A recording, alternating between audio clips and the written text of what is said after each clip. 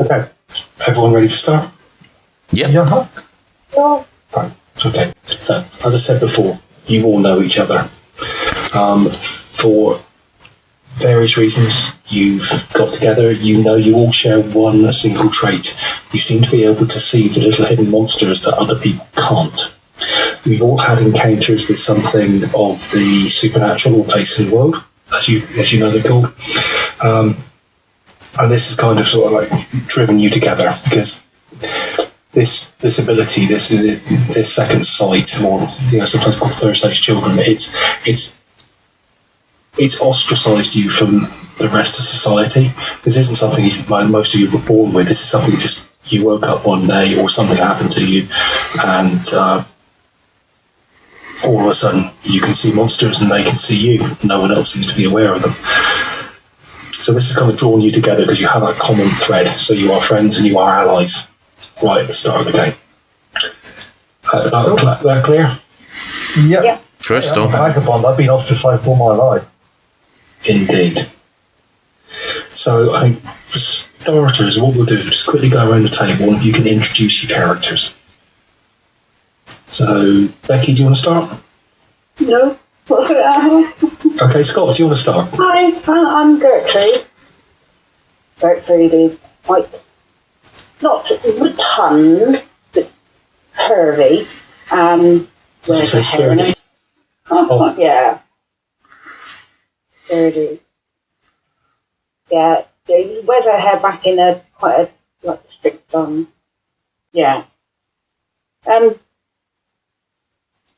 Gertrude's kind of like a farm woman.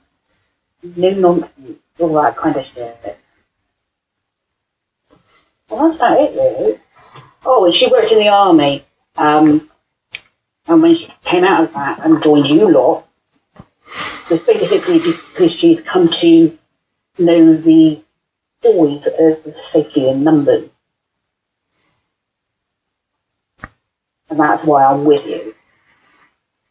Well, no nonsense army medic type. Yeah. With A bit like that. and you said she had tied, Cool.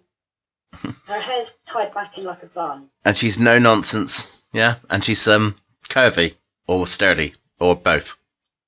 Yeah. Sorry, in my head it sounded like it was sturdy. It really did. Let's not go there. That's No, I went there once and it was just like I got slapped. So, Scott, would you like to introduce your character, please? Right, okay, give me a second. I have to bring up It's a case of, obviously you've got your dark secrets, you keep them to yourselves, but obviously disclose whatever information you wish to about your character. I'll disclose my dark secret. Of course, Al's got a big flappy mouth, that's the problem. in all fairness, we all know each other's dark secrets already because Al had us read them out to him from last week. That's why I thought it didn't matter. Yeah. No. You're alright. I'm working on the principle that you guys have slept and drank beer since the last time we did the character generation and therefore forgot. Forgot what? It's okay. The characters drank lots and lots of beer and confessed to one another. You probably confessed to me. Well, yeah.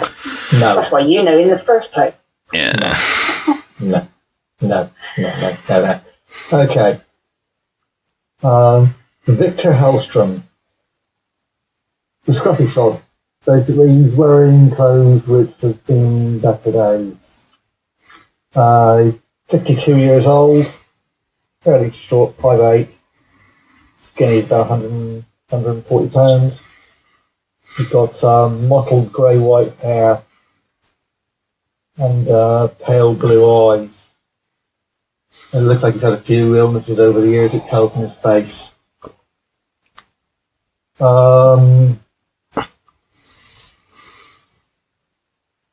He's had a variety of, let's say, manual labour jobs throughout his career, throughout his life.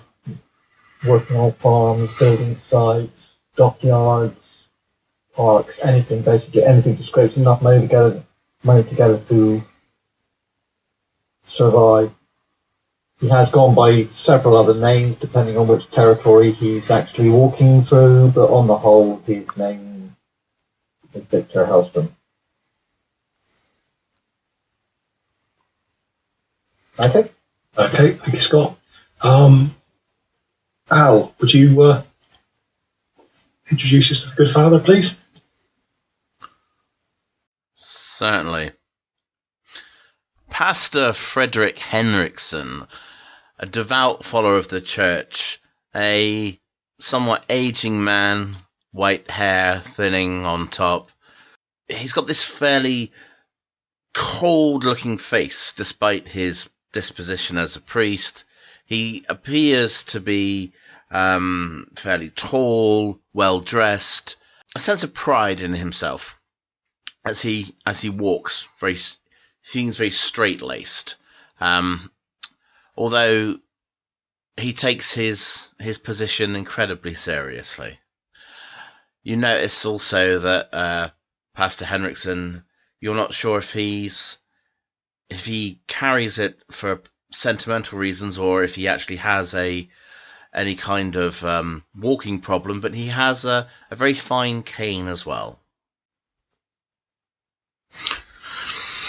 I forgot to mention that about my character. He carries a cane as well, but he looks more like a lump of wood took out of the forest.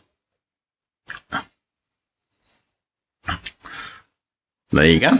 Okay, cool. And Rob, would you introduce your character, please?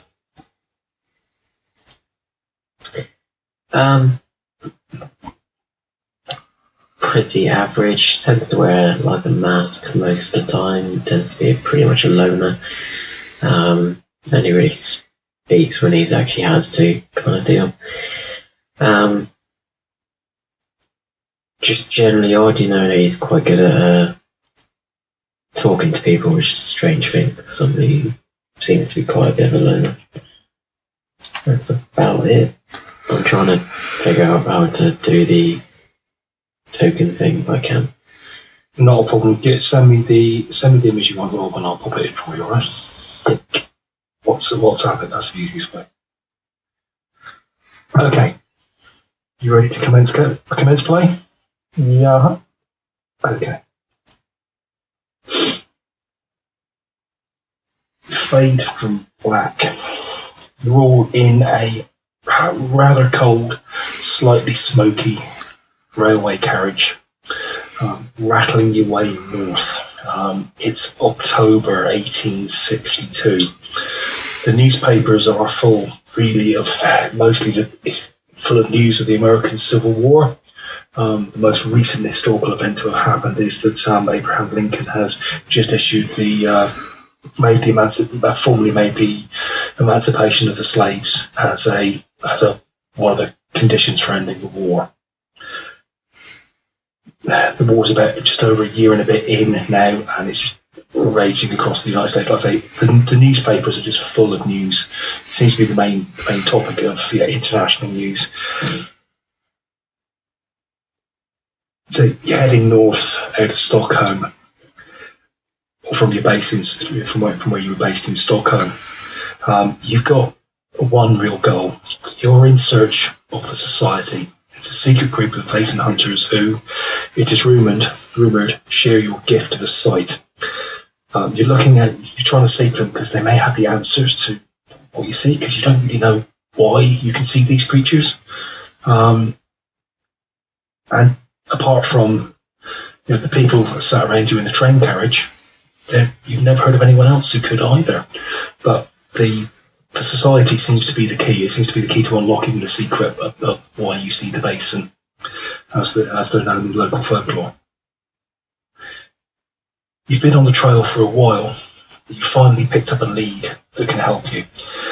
You've heard of a woman who lives in a place called Upsala, which is north of Stockholm. The woman is called Linnea Elfaclint. Do you want me to spell that? Yeah. Linnea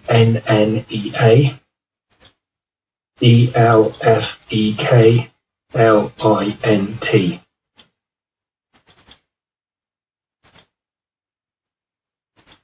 So Linnea Elfaclint. You've got an address which is the grandly entitled Castle Gyllencrutz. And I'll spell Gyllencrutz for you. It is Gyllencrutz.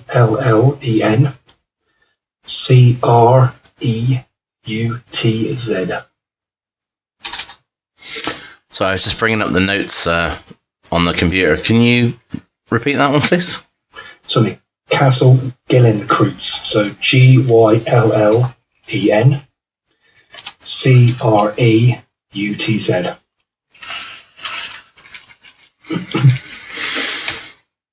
Is that where we're heading? Well, that's the last known address of this woman called Linnea Elphaquint. Ah, I see. She knows. You know that she has connection to the. You've heard rumours she has connection to the society, so she seems to be the key to unlocking whatever the hell is going on here.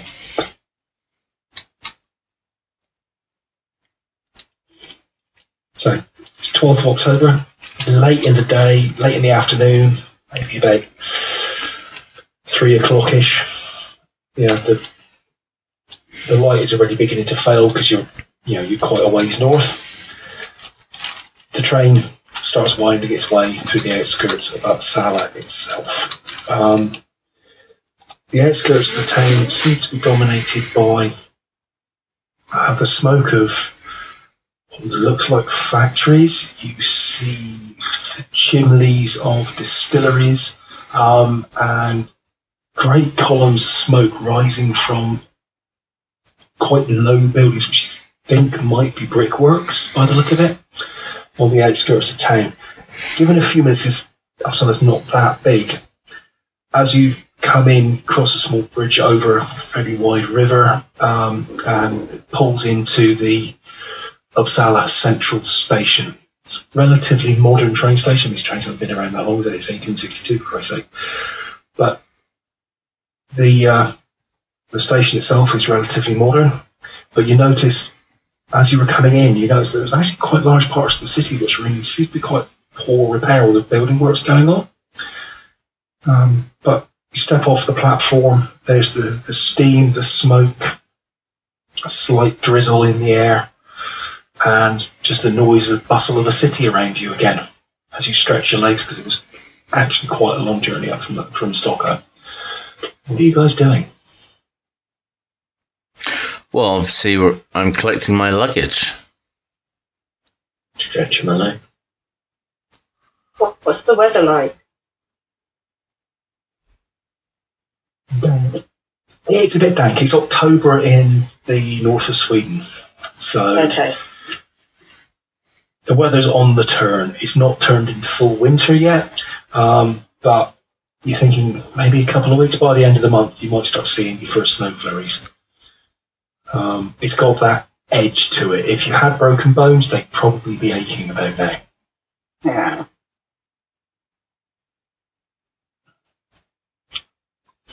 Well, suppose we've got to find this bloody castle if it's around here somewhere. We got a local map. On the local cabbie, they'll tell you where the place is. They know everything. Well, they like to think they do.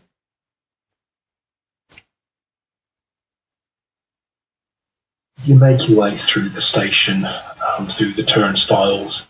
What's your pockets? Seriously. Any bumps into, probably taking something. And you make your way out onto the streets of Upsala. It's a bit of a mixing pot. You've got everyone here. You can see people, farm workers from the rural areas. They're bringing, they're driving sheep and cows and animals into the city. You can see, and they're walking sort of side by side with people that nice suits and look like bankers. A few scholars walk by. They definitely they're still wearing their sort of quite scholarly type gowns. You know that there's a university within the city. It's quite, it seems to be a real sort of mixing pot of humanity here. All classes and all people, all types of people, all backgrounds, all sort of mixed up. There are, it's the 1800s. Sorry, it's the 1860s. There are people who core, like you spot them straight away. Scott, the Victor sees, you just sees him. It's just in the shadows, staring out, looking for opportunities. A few openly begging on the streets. Most What kind of day is it? Sorry. It's around about 3 o'clock in the afternoonish. Do you think we ought to find somewhere to stay overnight? I hardly think this lady's going to enjoy us turning up on her doorstep with our luggage. Yes, we don't want to come in looking like a group of vagabonds now, do we? Why not? Difficult, because old Heinrich does look a bit like a bloody vagabond. Wait, who? Or Victor, I should say. Oh, right, okay. Who's Heinrich? Yeah, it's your turn for me to get your character name wrong. Repeat it, because you'll just be Heinrich for the rest of the game. Yeah, you better change it now, Scott.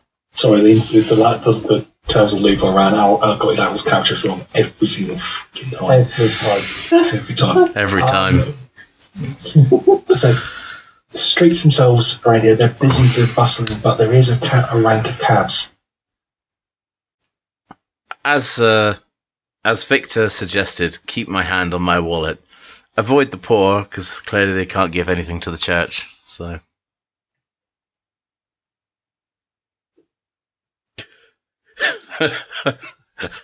Yeah, yes, he is that bad. Did you hear that stunned silence? I never said I was a good priest. As you walk up, one of the taxi drivers towards the end of the road, he steps down, starts opening the doors, offers to take your baggage and load it up on what. It's a bit of a process because you've all got some, you don't all carry backpacks these days. It's trunks and suitcases. Yeah. But the cabbie basically manages to get it a bit of a struggle, but he does manage to get it stowed on the roof of the cab and in the luggage area on the back of it. That's kind of ushers you in. A few quizzical looks at you, Scott. Yeah. And goes, just tosses it, goes, where would I be taking you, ladies and gentlemen? We're looking for some lodging. Oh, okay. I know a private residence who rents out rooms. Would that suit you, or would you like a hotel? Somewhere private sounds quite wonderful, in fact. Okay. Yes, well, it's a few minutes a few minutes to get there, but we board up, and we'll get out of the way. He's basically, with a bit of a jolt, the horses get underway. The carriage rocks a little bit. It's you kind of on leaf springs, and it's a little bit swayy, and you wouldn't want to spend more than about 20 minutes in the damn thing. It's cobblestones. Which it is. It rattles over the stones. It kind of sways. You wouldn't want to do distance in one of these things, to be honest with you, but you all know. You know what it's like. The train was quite luxurious, actually, getting here. And he takes you into the city itself. And one of the things, looking at the windows of the cab, there's actually been quite a serious fire here. They're repairing the damage, but it was one of those fires that is big enough that it looks like they're still repairing the damage a couple of years later. Cool. God, right, It's kind of Great Fire of London proportions. You can see a lot of sort of older timber frame buildings are just burnt out lots. But there's also a lot of new brick build going on the side of it. So you can see it's a city that's obviously taken quite a beating at some point in the recent past. A fire of that magnitude would probably have made the papers, even in our quaint little towns where each of us came from. I would like you to make I'll call it a investigation roll, please, Alex. I think that's that's the closest one to actually. No, yeah, it's investigation. Yeah, you've got one success. That's more than you need. So you got one success. Yes, you do vaguely remember seeing reports from about 3 years ago of the Great Fire of Upsala. Okay. And they seem to absolutely sweep through the entire districts of the city. Quite a high death count, from what you can remember. It was fairly shocking at the time. A lot of the historic buildings were lost. The town town's always had a bit of a reputation. It's the capital, apart from having a really, really well patronised university. It's also got a cathedral as well, but it's also quite renowned for the fact that it makes most of its money by the manufacture of aquavit, which is a strong spirit.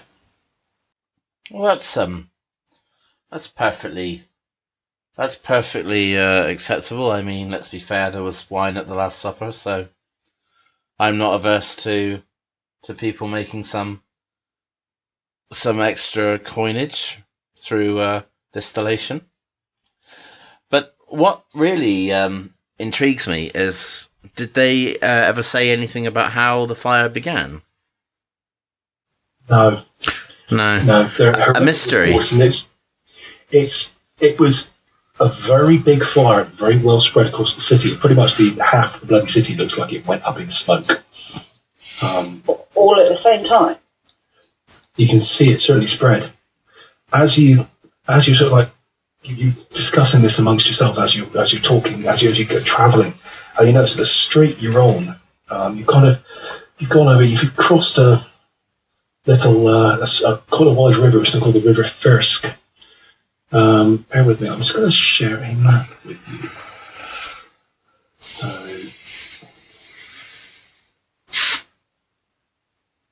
So first off, just to give you your location in game. You guys seeing that? Yeah. Yep. So you've travelled up from Stockholm, which is the capital of Sweden, and you've travelled north a few hours to Upsala, which you are here. Okay? So this is your base of operations at the moment. Okay? Now, changing map.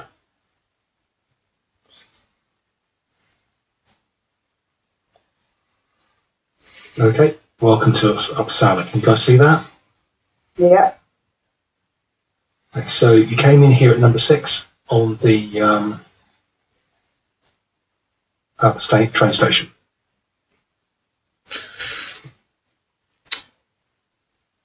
Excellent. I guess this huge castle over here at number 4 is our destination. Gyllencrutz, yes. Now, you do travel by it. The cabbie sort of takes you north, and then he crosses the Ferris River. Ask him to stop. Let's go to. Is this a problem, sir? Yeah, I'm getting out. Okay, that will be comes a small pure share of the fare, basically. Done a couple of coins, gone out. I don't know about the rest of you guys, but I'm not going into town when we actually are here where we need to be. I can't afford the hotel, so I'll sleep rough. I'll catch you guys later. We'll meet you back here in a couple of hours. Tomorrow, probably. If you're spending the night in the hotel room, then, I'll see you tomorrow. Well, I'm absolutely certain they'll have double occupancy. That way we don't have to go searching the streets for you. You don't have to. I'll see you here tomorrow. I only want somewhere to put my luggage.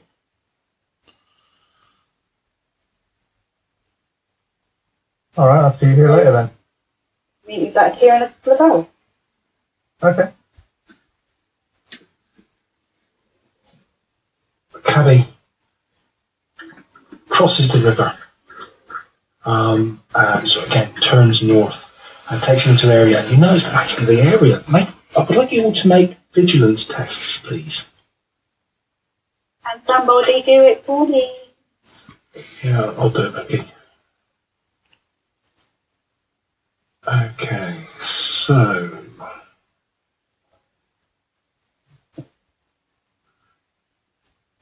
Gertrude, you got 3 successes.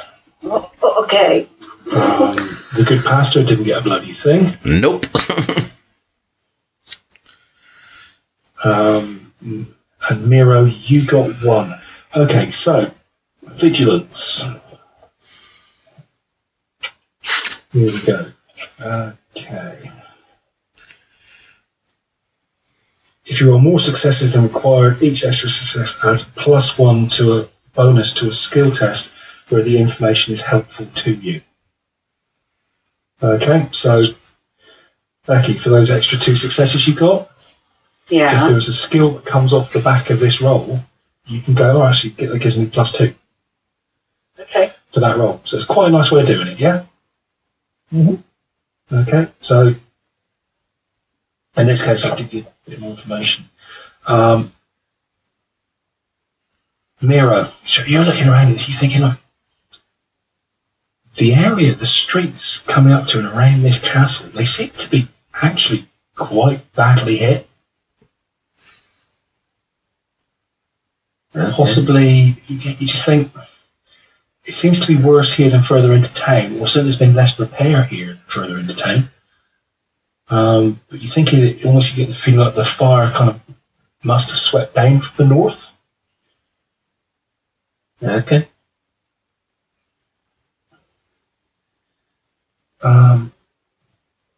Gertrude, you looking at this, you're thinking, like, it's quite obvious, really. You think the castle itself remains remarkably untouched, from what you can see from the window and passing.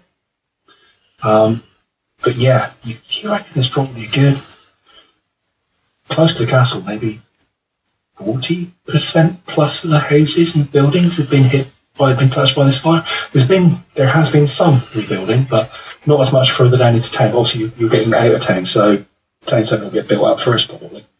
Yeah. So the place is kind of a wreck then. The town is, the castle, eh? And that's the other thing you notice, Becky. That castle actually, with the third success, I'll give you one thing. It says the castle and its grounds look very overgrown, a little bit dishevelled, but not touched by fire. Yeah, you'd imagine to see at least some singeing, if nothing else. And you'd be honest with the fact that those grounds are, they're a bit wild. They're not well tended. You would think if a fire caught there, it would sweep through it. Yeah. Mm-hmm. You travel north, and you eventually turn west down a street called Odin Street.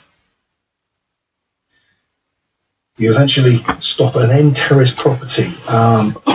Actually, it's towards the end of the street away from the castle, and you notice that the houses closer to the castle, there's more fire damage. Some points is burnt to the ground. Others have received damage and been repaired. But the houses at this end of the street, they look like they were actually untouched. But it's near a park as well, so bear with me. So this is Odin Street, and the house is pretty much here. Do you see that where I'm drawing? Yeah. The house is here. You've got a small park just off to the side, and sort of looking sort of southish, you can see the. Can actually see the cathedral, yeah. Yeah, you can see the massive. It is a massive university building, as well.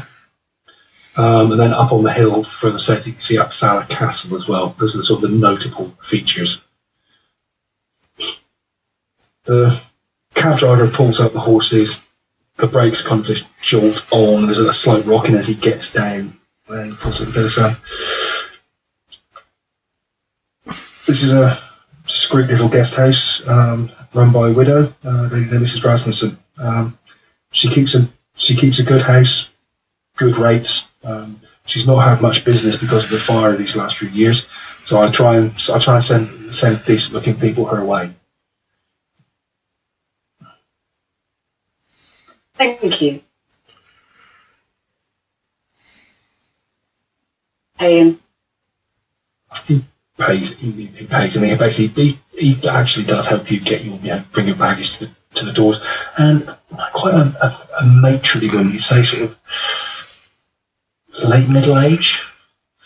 Comes out. She's basically wiping her hands on a penny. She goes, would you be looking for accommodation? We most certainly would. Excellent. Well, I have 4 rooms if some of the gentlemen don't mind sharing. Obviously, I have a nice little garret room for yourself if you'd like that. No, perfectly fine by me. Excellent. Dinner will be served at 8, and breakfast at 8 as well. During the day, I leave it to yourself, but obviously, if you wish me to make something like that, I can help you with that. She goes into her rates. They're actually pretty reasonable, to be fair. Yeah. You can see she can't. I mean, it would be, next to the park, just up from the university cathedral. You would think this would be quite a nice place, but obviously the rest of the area is kind of dragging it down. So it's probably not getting as much trade as she wants. She sort of looks to the cabbie and smiles sweetly at him and waves and runs back. And then with a jolt, he just makes up and takes the horses away.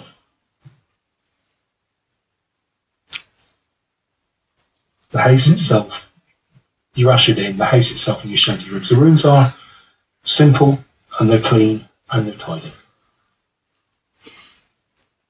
That's all you can really say for it. It's just got everything going for it. Yeah. It's exactly what you want in a guest house. Simple, clean, functional. So you've seems to run quite a tight ship.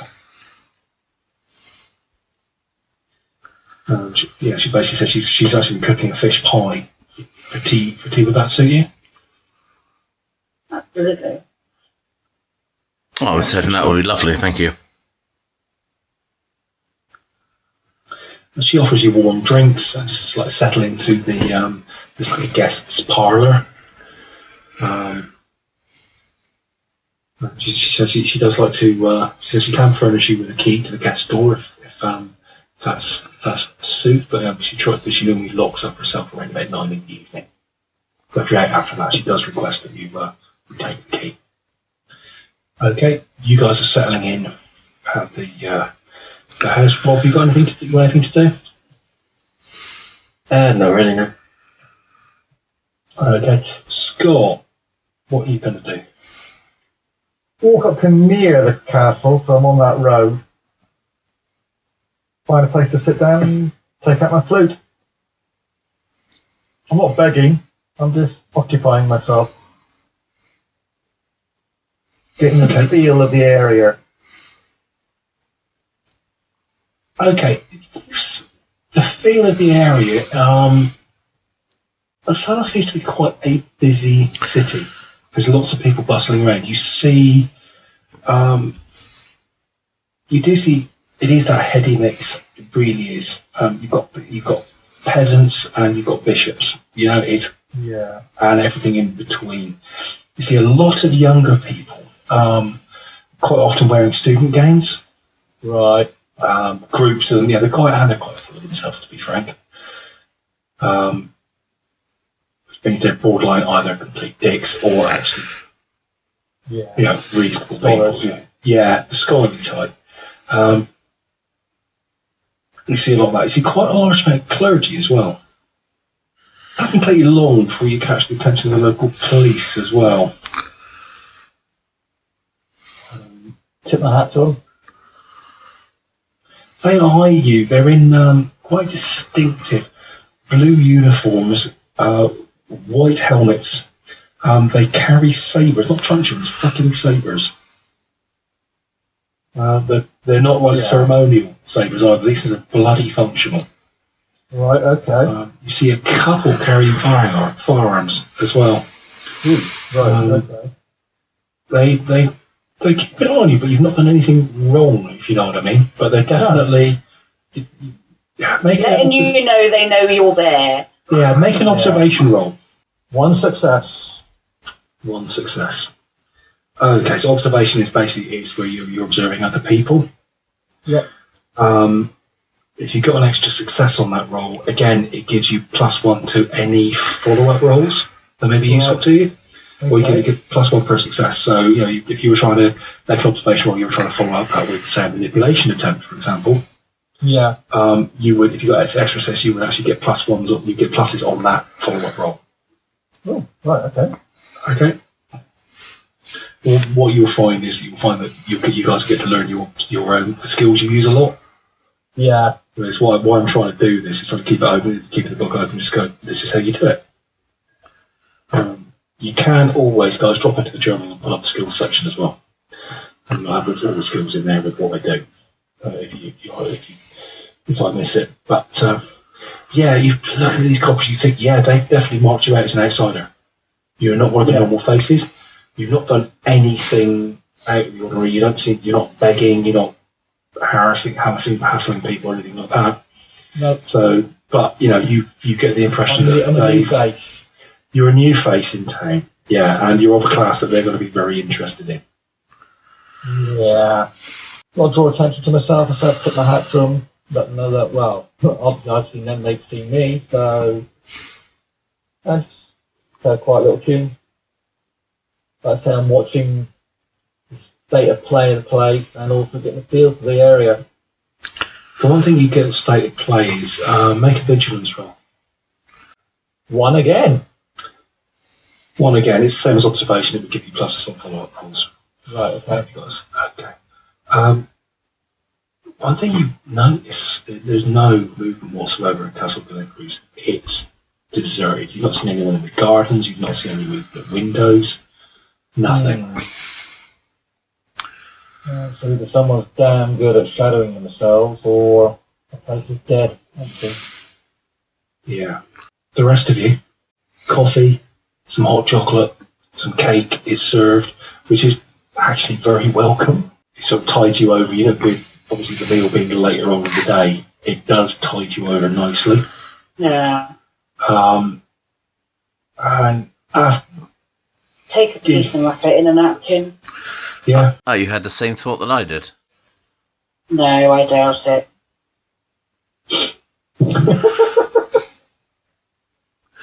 Well, I was going to say, good doctor, that perhaps we should check on our vagrant. Indeed. Now that we're all suitably settled in, with full stomachs and warmth, we could go out and brave the elements, I suppose, and make sure that our wayward sheep is, well, let's just say he's not getting into any trouble.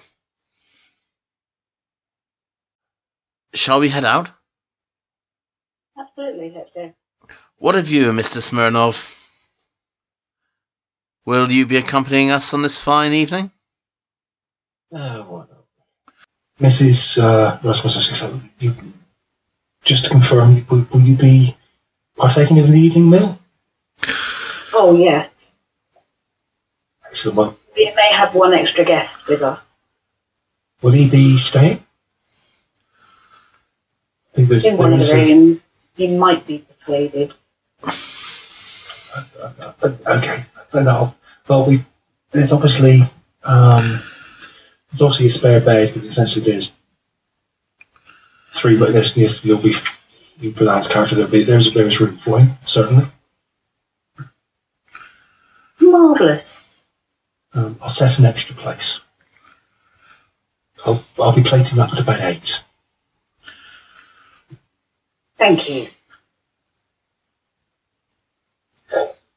You head out, and by the time this day, it's kicking off to about 5 in the evening. The light has definitely started to fail. Many of the streets here are lit by gas, and you can see the lamp lighters actually beginning to go around and start setting the street lamps, which is pushing the dark Nordic night back a little bit. The streets are a little they're actually quite busy because obviously people are beginning to head home at the end of their day. Yeah. But it takes you, I mean, it's a matter of minutes just to walk to the end of Odin Street and then along the path beside the river, and then you obviously cross over one of the bridges, a small bridge. The Ferris River runs quite strong here actually as well. It's fairly wide, but also still quite a fast flowing river. Okay. You wouldn't want to try and swim it. You see the occasional log and debris, being washed down in the channel. Could I have these tests, please, from everybody but Scott? You roll for me, please. Boom. 2 successes. But you can always go back onto the chat log section. You can see what you rolled as well. So, Pastor and Smirnoff, you're deep in discussion. You're kind of watching the shadows, keeping at there's a definite change in the atmosphere here. You think so as night falls, but Dr. Angstrom, you hear the sound of flute music. It's just there, just over the hustle and bustle of the city.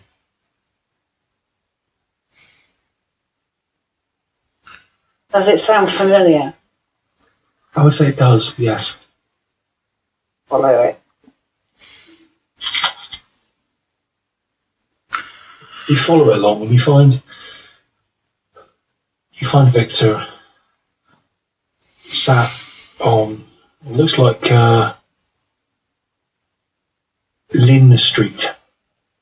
You can see that from the just in like one of the squares, just on Lynn Street, just piping away on the flute. And you've actually had a few coins thrown your way. Oh, tip my hat to the people to do it. Probably enough. You probably get a warm meal tonight from it. All right, okay. Gather the coins up.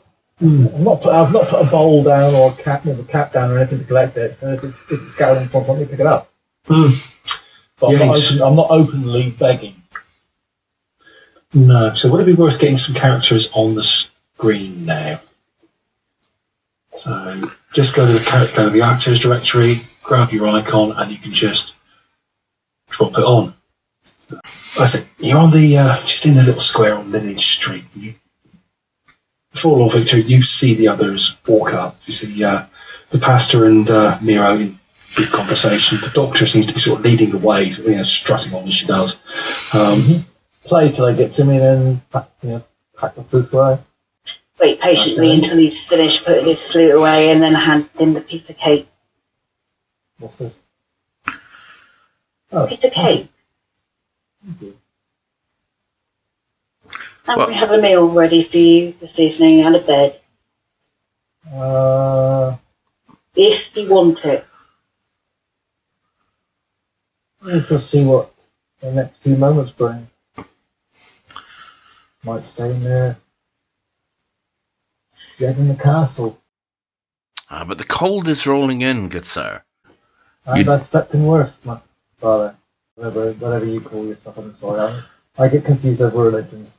Don't worry about that. No one can be expected to know everything.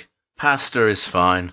I would much like to see you with us tonight, if it suits you, of course. After all, the God of all good grace, who called to his eternal glory in Christ, after you have suffered a little, will himself restore you and make you strong, firm, and steadfast. Huh. Roll my eyes again. Even the picture, she's rolling her eyes. You know what? I think you're right.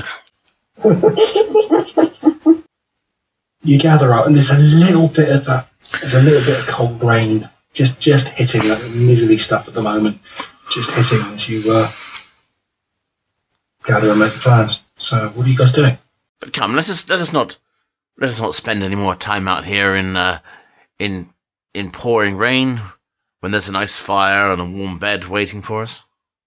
We've walked all this way, you don't want to take a look at this castle. Oh, we can do that when it's dry. Tomorrow, it could be hammering down. Tomorrow, it could be snowing. Today, there's a fine damp to the air, and that is all. I say let's go north. And then make a decision what we do. Well, I suppose we could if we're here now. Well, it would be a shame for you to walk all this way and not take a look at the place. Not walking. You're only a short distance away, pretty much a block away from the gates of the castle. The castle itself, it sits on a low hill, almost, sort of not quite a Motte and Bailey, but it sits there. It's on a hill. It's just overlooking the Ferris River. The castle itself is surrounded by a black iron fence, and it has the main gate, which kind of just opens, which faces the back of the houses on Linnea Street. The gate that leads up to it is basically, again, heavy black iron with 2 pillars with a griffin surmounting each one. Okay. Garden beyond the fence it's overgrown. It really is. It's kind of like it's actually been, the shrubbery is encroaching in on the path, which really should be able to take a grand place like this. You could get a coach and horses through that gate. Yeah. But the shrubs have grown in to the point where you probably struggle. You can walk up the middle of it 2 abreast, but you wouldn't get a coach and horses up there without, everything, the undergrowth just breaking against it. Hasn't been tended for years. Yeah, you'd say. The gardener. It really does, and it's probably not had the gardener for a good few years, easily. Anyone who takes that job, especially going to spend most of their time just hacking. You ought to see what's good or bad in this stuff at the moment. The gate at least open.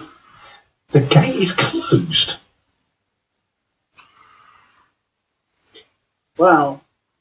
The gate is closed. It's not locked, though. I'll give you that. You don't have to run for that. You can see the gate. Yeah, the 2 halves of the gate have been swung shut.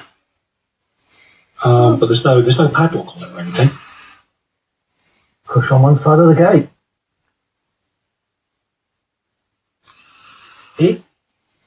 There's a little bit of resistance.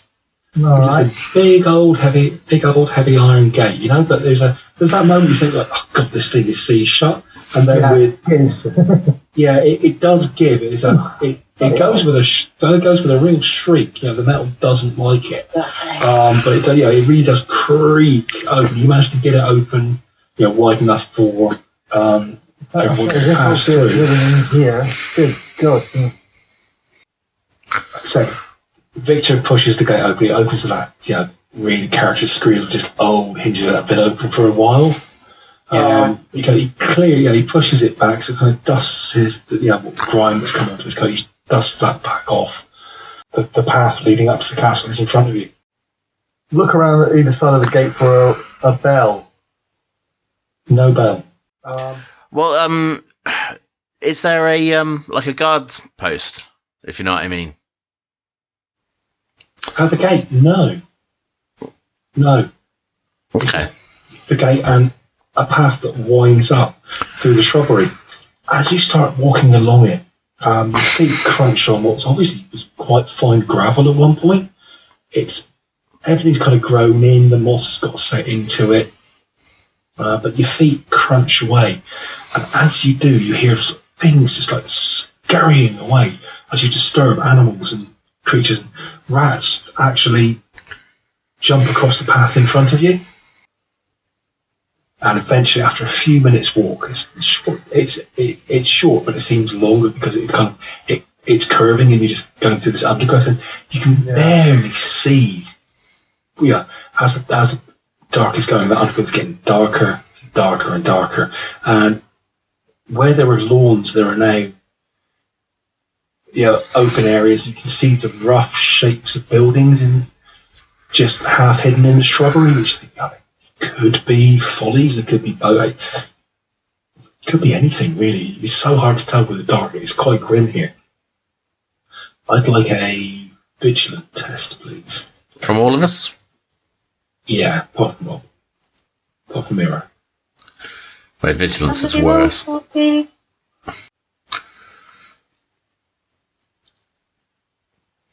I got 1. You got 1.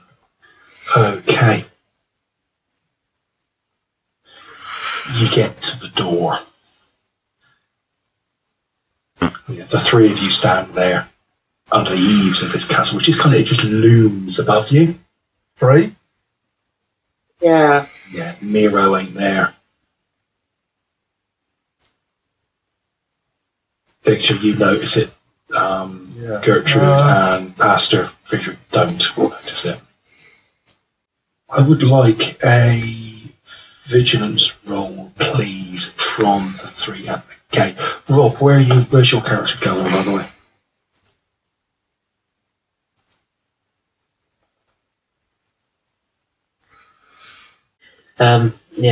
Just up to the castle.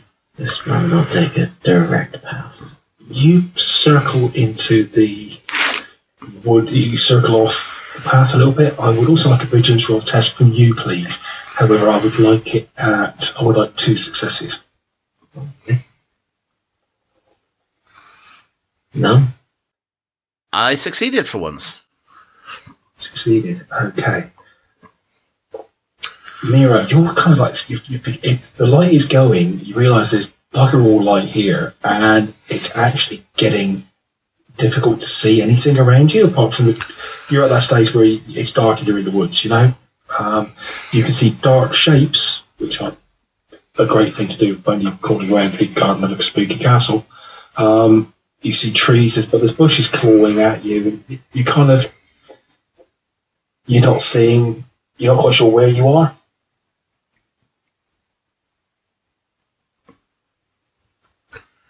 Okay. As I entered, I just circled off. I just took a right into the woods, right? And then went straight. Go left. You go left, and after a few moments, you don't step out into the pathway, just to the point where I can see the pathway. You do find eventually you've got the overwhelming bulk of that, almost the silhouette now of the castle above you, and you can hear and see the others chatting at the doorway. Those at the doorway, who made the vigilance tests? No. The pastor did, and also the doctor did. The castle itself, it's in the Gothic style. It's obviously an old building, but it's been done up over the years. The doorway itself is quite an imposing affair, sort of heavy, solid iron double door. So wood, oak and iron sort of double type door. The facade is decorated with really quite grim looking gargoyles and sculptures, and it just basically says Foxtrot Oscar. It really does. It's just it's not the most welcoming of visages, shall we say. Just like the entrance way then. Yeah. There's definitely that sort of like Germanic Gothic style about the place. It's obviously probably a much older building right at its heart, but it has got nice windows and doors a bit further out. You can see it's obviously been it's a bit of a hodgepodge, but it's definitely an older building that's been modernised over the years. As you're sort of looking around, you do notice there's a Dr. Gertrude and Pastor Friedrich. You notice there's just a scrap of paper pinned just one side of the doorway. Let the pastor reach for it.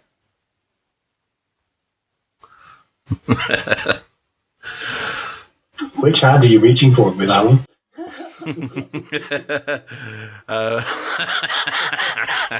Just snatch it off the door quickly, and I'm in no mood because I've been forced out in during the rain, so I'm not going to gingerly approach it, just tear it off and read it. It is. It's kind of, you are kind of, it seemed to be sort of like wandering around a rat-infested hellhole of a spooky castle in the rain. This is exactly what I was talking about earlier. Why didn't we go back, have dinner in front of the fire with a nice glass of brandy? But no, we've been dragged out here into the rain. And the pastor is furious. And inside he's just thinking, the Lord said to my Lord... Damn, that was my phone.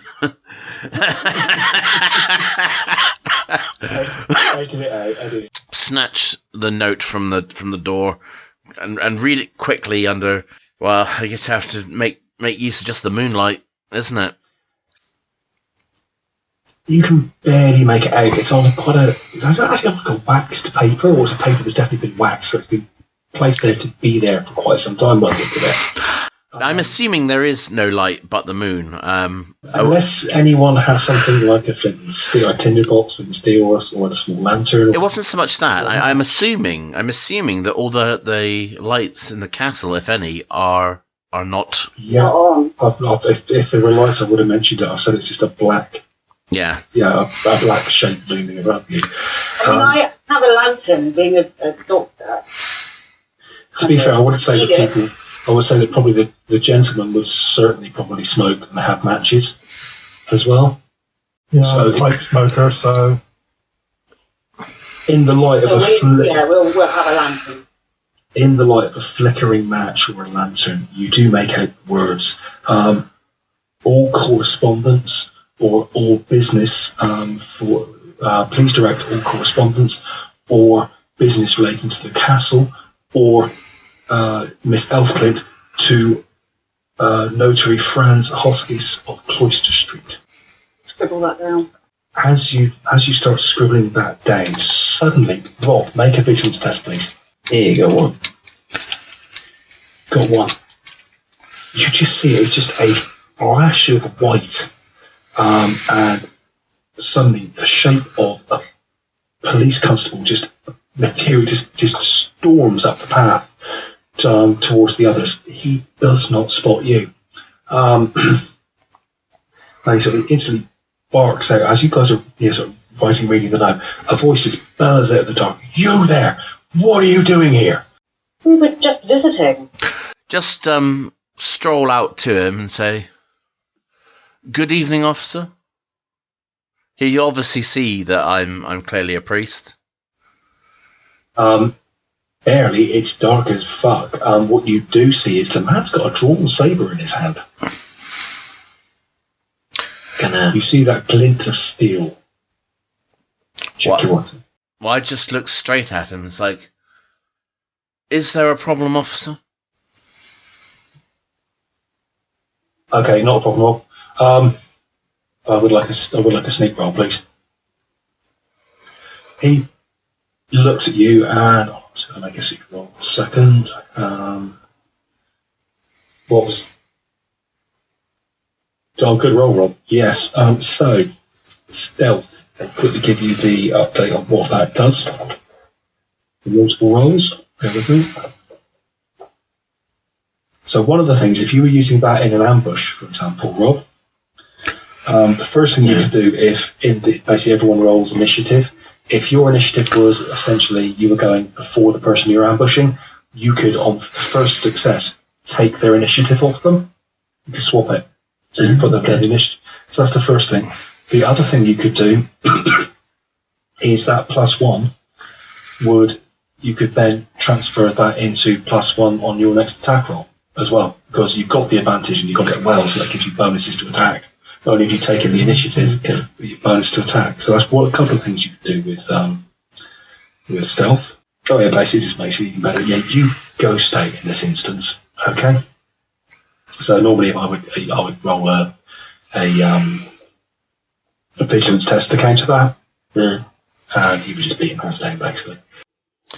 I mean, in fairness, his attention is on me anyway, so. Yeah, it is. He looks back at us. Identify yourself. Oh, well, most certainly, officer. My name is Pastor Friedrich Henriksen. We had some curiosities about the castle, but according to this missive here, all our inquiries need to be taken to one of the notaries in town. But of course we wouldn't have known that unless we had the opportunity to read it from the door itself. He steps closer, and basically you can hear he steps closer, and he does begin to see your gold collar and everything else, and you see the sword get, you see and hear the glint of the metal and the sound of the sword being sheathed. There's a bit of a fumbling, and then a hooded lantern sparks into life, and you're a little bit blinded as he shines it. Goes, "Oh, yeah, sorry, I see that. What about the others? Who are they?" This is my doctor, who is looking out for me. I'm not very well, you see, and the rather scruffy little gentleman over there is my Batman. He carries my cane for me in case I need the second one for my limp legs. Well, the castle's been empty these last few years. Oh, yes, evidently, according to this missive. But, like I said, we've only just arrived in town, and this is our first understanding of it. Hey, listen, guys. And you are, madam? My doctor. Well, the resident, Miss Elfpint, she got sectioned to Upsala Asylum shortly after the fire. She's been in and out ever since. Bit of a troublemaker, if you ask me. We've had the odd run-in with her, causing trouble on the streets. The woman's not right, but she volunteered to be sectioned. So, absolutely terrible. I mean, I remember reading about the fire. Have you come any closer to figuring out what started it? Where it started? We know it started around here, but so many different sources and places. It was a terrible night. As the man gets closer, I'd like you to make a vigilance roll. I want 2 successes. Okay. 2, yeah. Just you, Becky. Actually, no, Al, you're in conversation as well with him, so. So I thought you said Could you roll them for me, please? You might as well ask me to lasso the moon. Well, you can still push if you need to. I hardly think it's worth it for... Well, that's a secret which will remain hidden. If we do push anything, for example, we have to take a condition. You would. How long until these conditions refresh? You would need to spend a period of time, often with your memento. Which would then, and it's Are we like? I think. Are we talking like an evening? I would say for something like a push condition. So yes, I would say it would be. Yeah, it's a case of it's the time just to give yourself the time to either rest physically or mentally relax. So, for instance, if I said that I would push now, I could kind of end the day by going home, having tea at 8 o'clock, and spending the evening reflective on my food, drinking from my hip back. Yes. So if I push now... Yeah.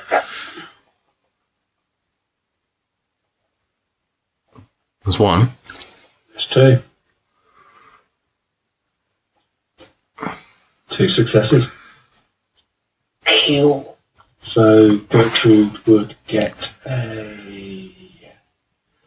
So vigilance is a logic, so she would get a... mental condition. Would you like angry, frightened, or hopeless? Let's go for fright. He's got a real saber. Yeah, and he's. I know what damage they can do. Yeah, it's a proper. Yeah, these things are proper military sabers that they shoot the police with. They are, but they seem geared up not to take prisoners, which kind of strange when you think. But yeah, it's a university city, or you'd expect the most trouble they'd actually kind of get into would probably be rowdy students. Yeah. As you're getting closer, and you can see just the reflected light. Well, you're actually seeing as well that policeman. He's got burn scarring on his neck and the side of his face. So he was part of the experience. Yeah. What's the look like in his eyes? Does he look Wanted, He's angry, defensive. he's looking. That would actually involve an observation roll, because you're observing someone. Not roll. Roll for me, please. Okay, so Do you mind if I have a crack at that as well? yeah, you get a crack. Yeah, I'll give you a crack as well because you observed his reaction. Wow, Wow. you managed to miss everything. Do you want to push? So Becky, just to give you an idea, you've taken that condition, right? So you've now got a -1 dice. Yeah. This roll, okay. So you'll be rolling 5. No. No. Too dark to see, really, I suppose. Especially because he's shining a lantern in my eye. Looks like Alan succeeded on his push.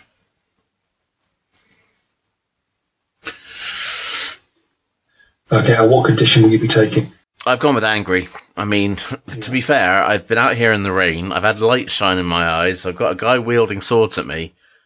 I was in no mood to come out here in the first place. No, yeah, absolutely. You get the impression that policeman, he's just challenged a group of people. He's on his own. Yeah, so his demeanour, he's very wary. He's keeping you all where he can see you, but he has relaxed enough to. You can see he's on that downward slope. He's calming down. He really sees that you're kind of essentially at least two of you seem to be respectable. I've never been called that before in my life. To be fair, Scott, I've known you most of my life, and you're not a respectable human being. Not my character, not my own personality. Thank you very much. Damn, sorry, it's that line. I never get it. Okay. Yeah. I know. So, basically, he was fired up enough to directly challenge a group of us on his own. Partially because he probably expected us to fight back. Almost as if, he challenged us because he knew what was possibly coming. He came in hot and heavy. So he was still with us. He's still with us at the moment, yeah? Yes. Yeah. So, officer, I take it there must be some trouble in this area recently. Perhaps that's why you are so forearmed. Is there something we should be concerned about? I'll get to you in a second, Rob. Okay.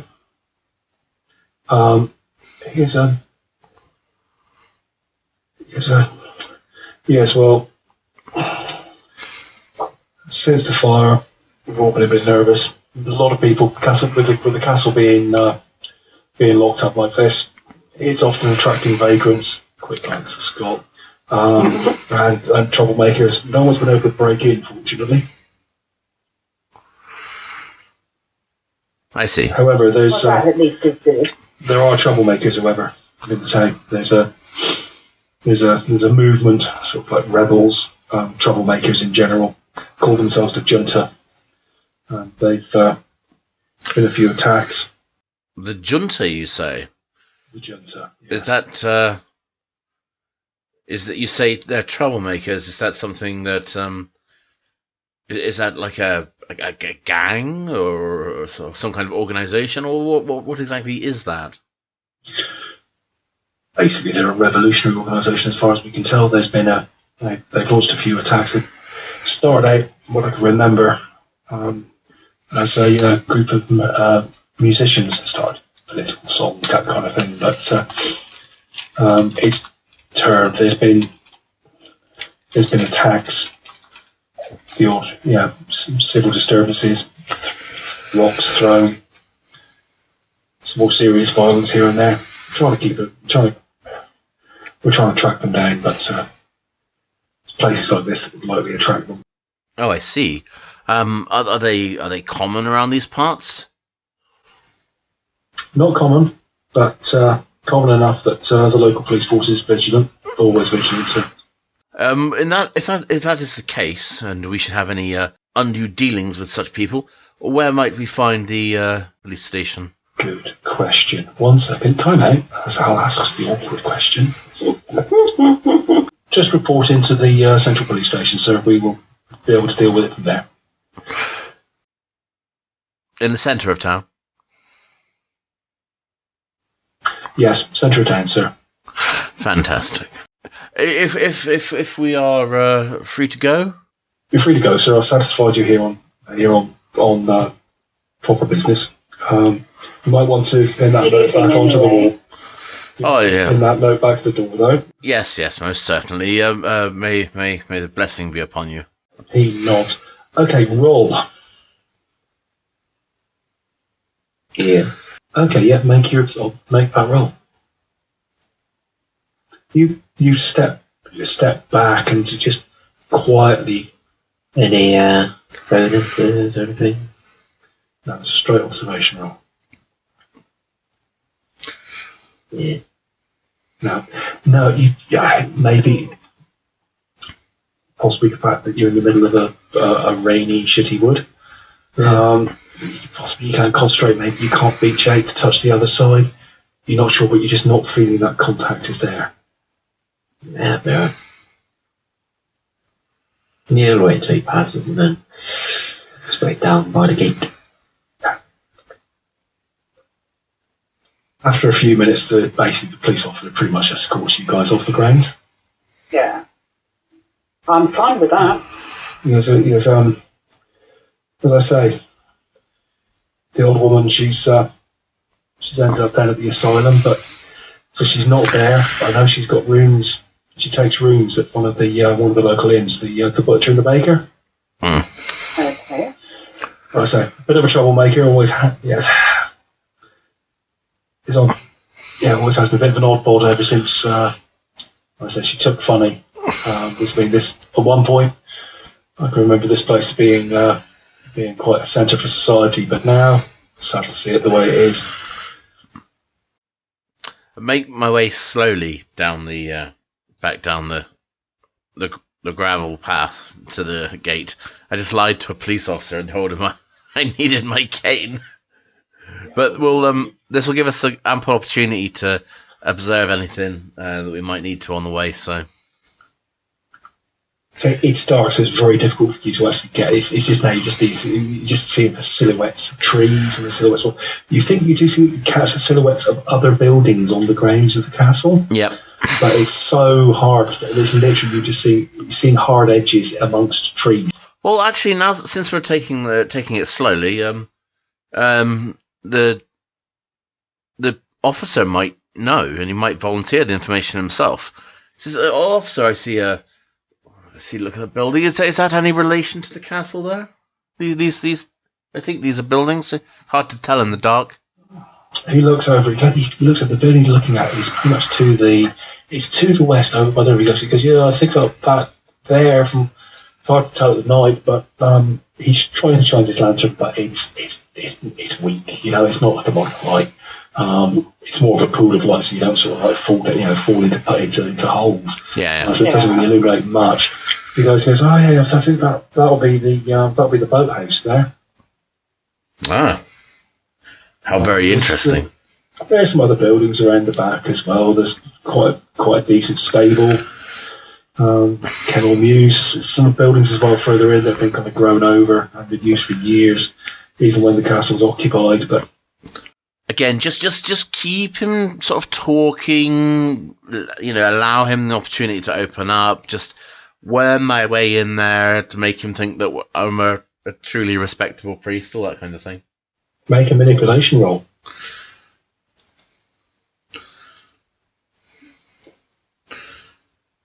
Well, it's worth a shot, I suppose.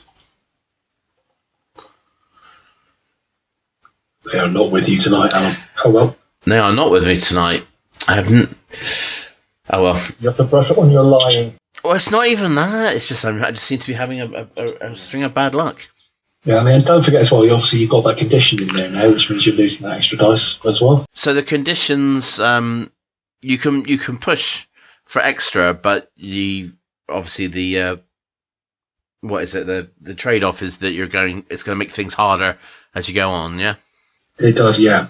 Now, Rob, on the observation roll you made earlier as well, the extra successes on that adds +1 to a test where information is useful to you. So if you get it, the extra successes, you can actually bank those successes to use it in, the information you get. If it's useful, you go, I'm going to use that. You can bank it. I'm going to use that +1. Okay. Nice. Okay. I don't know about you guys, but it's a nice little system, isn't it? It is. Yeah. So your manipulation roll, you worm your way in. You see, he's actually relaxing. He's basically now treating you as upstanding people in society, shall we say? But I can't really benefit. There's nothing I can really exploit. But that's good enough for now. Hey. Word gets around. Well, that's good enough for now. As long as because we don't need any hassle from the local authorities. He's the first person that we've had contact with. Yes, and I already tried to get him under my spell straight away. Technically, it's the second person. No, actually, it's the third. Yeah. As he walks you down to the gate, and he does make a point of stopping and pulling those gates shut behind you again. He goes, best to keep it closed. An open gate invites people in, as they say. He goes, look, I forgot to mention it. The butcher and the baker tavern. Yeah. Is on Hagen Street. Thank you. You find yourselves outside the castle. It's now, I would say, about 5:30. I said the people are heading home. You can see that. It's at that end of work day rush hour. Office workers are filling the streets. Students are obviously leaving their classes. You hear them. You start hearing the bells of the cathedral tolling. And the rain is getting that little bit heavier. You head back to Mrs. Rasmussen's property, the boarding house, and you're quite glad to get in. It's actually nice to step into a nice, dry, warm house. She stoked up the fires. There's that rich smell of home cooking in the air. Politely ask her if there's anywhere that she can put the coats to dry. She goes, yes, no, that's certainly no problem. We have a drying room. There's no such thing as a waterproof coat. They're all heavy wool coats, kind of like eventually dry. Well, it's like, So a wool coat is great up to the point where it gets wet and then it gets fun to dry. But yeah, she does look a little bit like she looks at basically your character. She goes, is this the gentleman who may be staying as well? It is indeed. We have a very beautiful place here. Yes. I mean, she's obviously Look her straight in the eye and don't flinch. and you're a friend of the good doctor and the pastor here. Most certainly. Well, yes, he is. You see, it's every priest's duty to take in the wayward and show them the light. No problem for you, my lady. I shall find other accommodation. I have no wish to put you out. Oh, no. It's if you're the good doctor and the pastor of Vaesen for you. Please, you're more than welcome in my home. Many thanks, my lady. You are so kind. He keeps us humble. Yes, he reminds us of what could happen to all of us if we lose our faith and stray from the path that has been set before us. Roll my eyes. Good doctor, you seem to have somewhat of a grievance with the teachings of the church. Did you perhaps have a bad experience with a priest in your youth? I avoided them like the plague. And you would know all about the plague, I'm sure. Indeed. Well, you must have some vitriol towards me. No, Well, that's good. We are, after all, bound together by circumstance, and it would not do for us to be at odds with each other.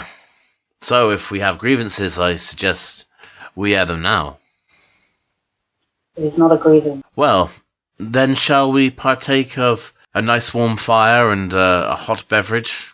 What have you, Victor? Looks like a nice place. Yes, indeed it is.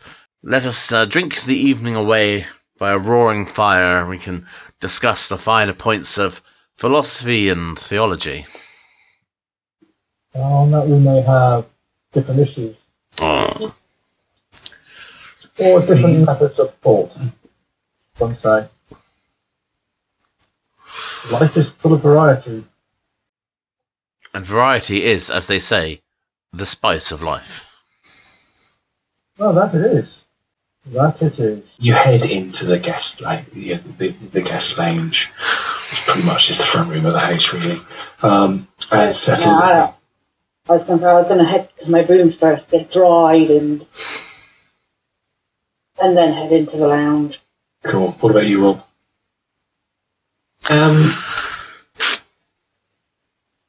Yeah, just because we've got rooms, don't we? Yeah. Yeah, just You kind of share just it. a hop or anything.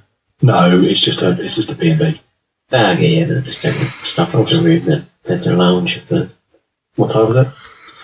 It's coming up to dinner is at 8. It's coming up to about 6:30-ish, 7 by the time you get settled in. The house is the smell of quite good cooking actually. It was like a fish pie, that's being cooked for tea. Cooked for dinner, I should say. Sounds disgusting. It's the 18th century. The food, 19th century. The food ain't great, but it's wholesome, and at least it's organic. Yeah, no, just put the stuff in the room and then head to down by the fire and grab a tea or something stiff. Some drinks are brought out. You notice it's not alcoholic drinks. It's just tea, coffee, some hot chocolate, that kind of thing. But the fire is stoked up. The room is warm, it's dry, and actually, to be honest with you guys have been long train journey, traipsing around the city in the rain, avoiding the police. The evening winds down. The food is actually very good. And your beds in the rooms, you're doubling up, but the beds are dry and comfortable. And I think, Becky, you wanted to finish about 10 tonight? Oh yeah, if you don't mind, I. No, that's fair enough. So that's like just a quick introduction to game worlds. You know now that Castle Gyllencrutz appears to be empty. Linnea is either in the city somewhere or in the asylum, and you've got this gentleman called Notary Hotchkiss who seems to be taking care of the affairs of the castle and myself, Clint. Amongst other things, what the hell burnt the city down, and who the hell are the junta?